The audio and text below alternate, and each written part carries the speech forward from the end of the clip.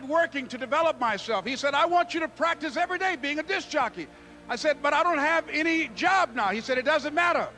He said that it's better to be prepared for an opportunity and not have one than to have an opportunity and not be prepared. So every day I was working to develop myself.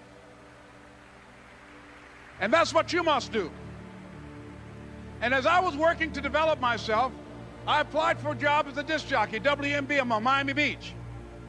I went to a guy named Milton Butterball.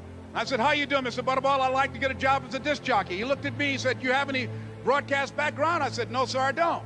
You have any journalism background? I said, no, sir, I don't. He said, we don't have any jobs available.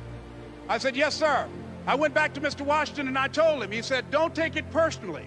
He said, most people are so negative, they will have to say no 7 times before they say yes. He said, go back again. So I went back again. I said, how you doing, Mr. Butterball? My name is Les Brown. He said, I know what your name is. What do you want? I said, I'd like to know whether or not you have any jobs for disc jockey, sir. He said, didn't I just tell you yesterday we didn't have any jobs?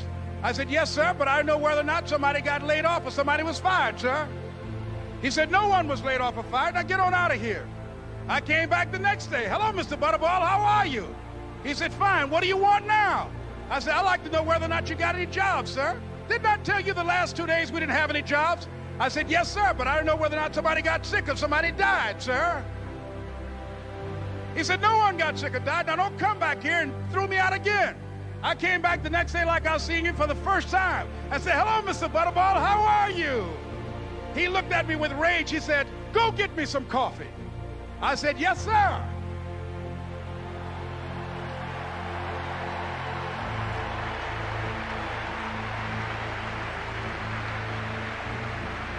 And I went to get him some coffee. After a while, I would get their lunch and dinner, and I would go in the control rooms and take the disc jockeys their food, and I would not leave until they would ask me to leave. Then they started trusting me to pick up entertainers that came to town. Entertainers like the Four Tops and the Temptations and Diana Ross and the Supremes. I would drive them all over Miami Beach in the disc jockeys' big long Cadillacs.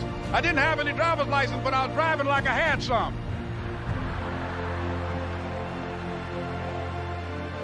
And one day, one Saturday afternoon, while I was at the radio station, a guy named Rock was drinking while he was on the air. I was the only one there, looking at him through the control room windows, walking back and forth, young, ready, and hungry. I was saying, drink, Rock, drink. Drink, Rock. I'd have gone to get him some more if he'd asked me to. Pretty soon the phone rang, and it was the general manager.